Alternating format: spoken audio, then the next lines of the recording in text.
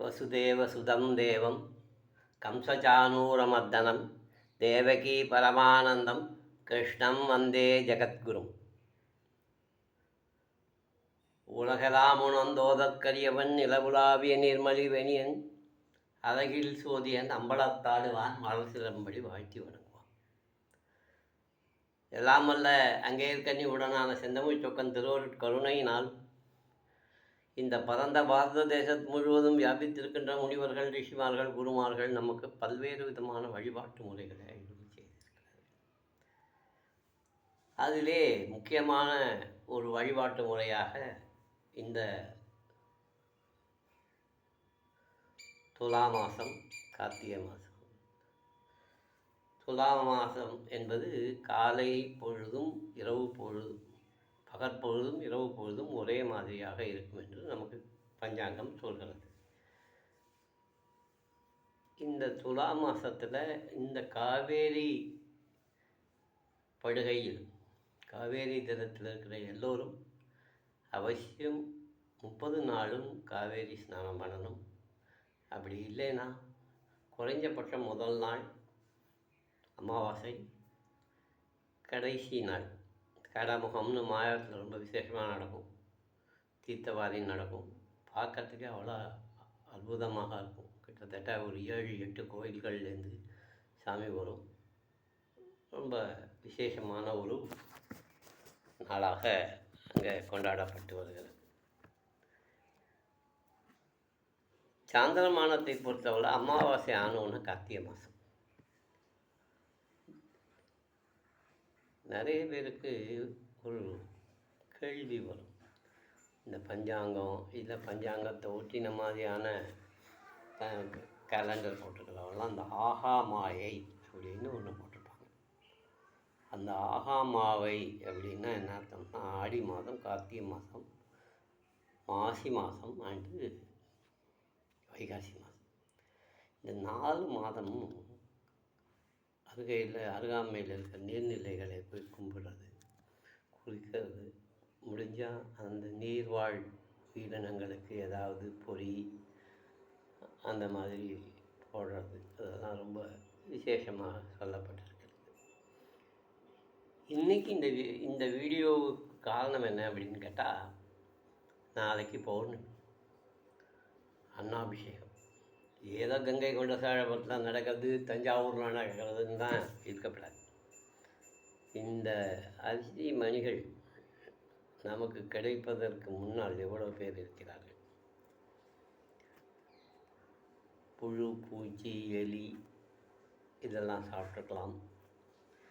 இல்லை அந்த பாசன நீரின் மூலமாக நீரோடு நீராக அடித்து செல்லப்பட்டிருக்கலாம்.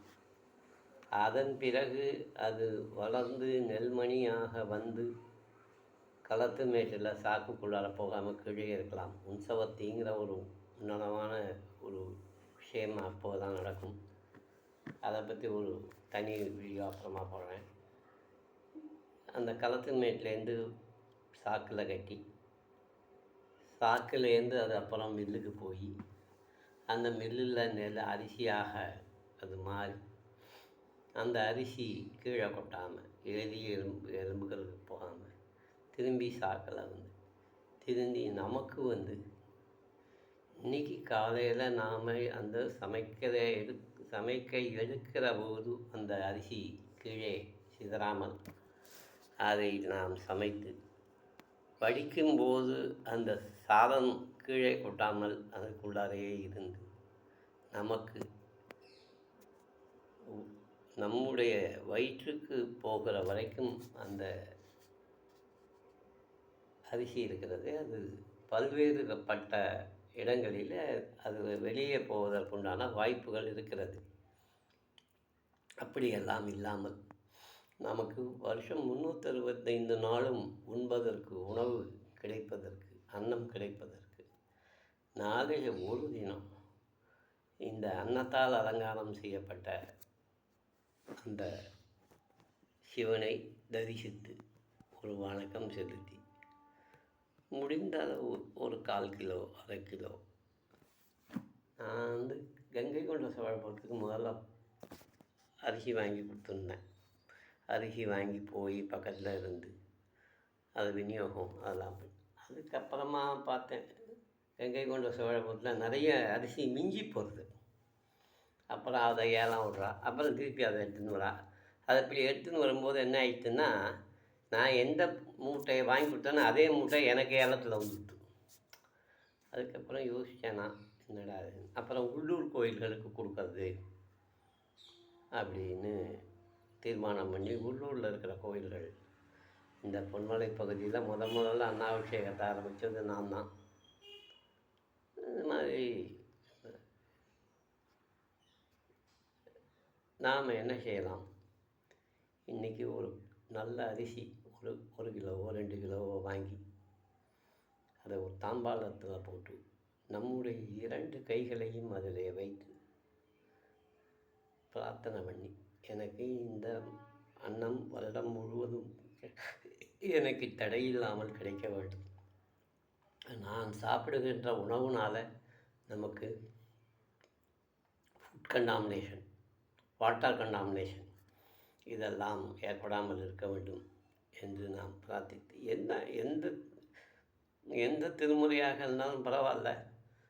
அதில் எனக்கு ஒரு சுந்தரர் தேவாரம் ரொம்ப பிடிக்கும்.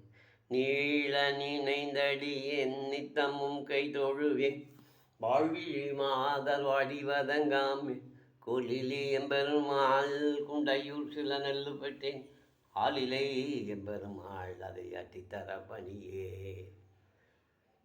கோழிலிங்கிற ஊரில் சுந்தரமூர்த்தி சுவாமிகள் ஒரு 4 மூட்டை நெல் வாங்குறார் தானமாக.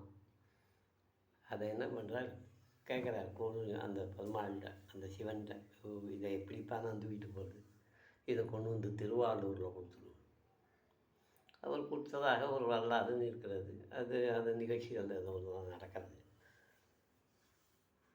சாதாரணமாகவே நீங்கள் திருநள்ளாறு, திருநாகேஸ்வரம், கஞ்சனூர், சூரியனார் கோயில், திங்களூர் இப்படிலாம் போயின்னு இருக்காத காட்டிலும் இந்த கோடிலிங்கிற ஊரில் போய் நீங்கள் ஒரு பிரார்த்தனை பண்ணினீங்கன்னா, அந்த சிவன் இந்த எல்லா நவகிரகங்களுக்கும் உண்டான தலைவன் வேதநாயகன் உங்களுக்கு எல்லா விதமான நன்மைகளையும் செய்து கொடுப்பார்.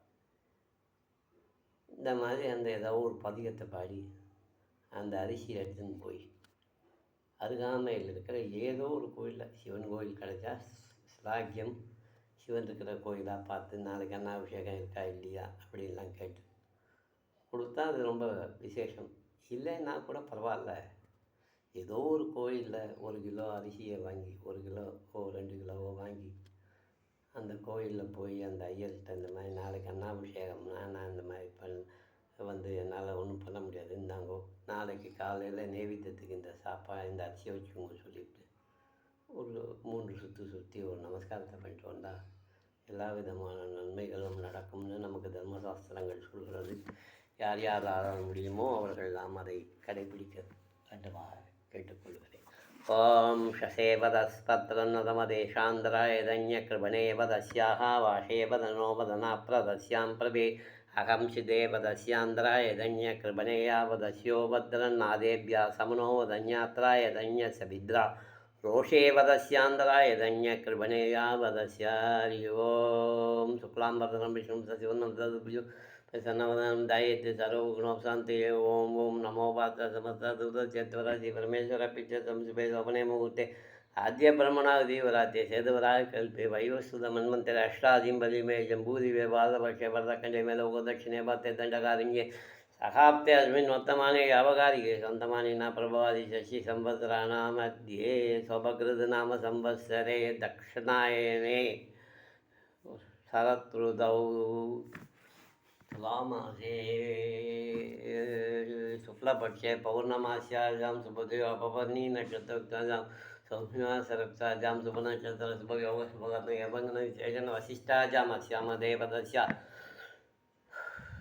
श्रीवत्सगोत्रोद्भवस्य पूर्वफल्गुनी नक्षत्र सिंहरासौजातस्य स्वामिनाथस्य उत्तरफल्गुनी नक्षत्र कन्यारासौजातस्य सुब्रह्मण्यं नामधेयस्य ज्येष्ठा नक्षत्र विचित्रासौ जातस्य चित्रा नामधेयस्य ज्येष्ठा नक्षत्र विचित्रासौ जातस्य हिन्दुसुब्रह्मण्यं नामधेयस्य विदेशी उद्योग अभिवृद्धत्तम् आशोवदत्पन्नतमतस्यान्तराय धन्यकृपणेयावतस्याः सविष्टा नक्षत्रमासौ जातस्य राजशेखरं नामधेयस्य पुनर्वसु नक्षत्रमिथुनरासौ जातस्य कोकिलवाणी नामधेयस्य कृत्तिका नक्षत्र ऋषभरासौ जातस्य पौंडराज नामधेयस्य ज्येष्ठा नक्षत्र वृश्चिकरासौ जातस्य मणिमेखला नामधेयस्य तस्य यजमानशोषो धन्यात्राय धन्यकृपेवतस्याः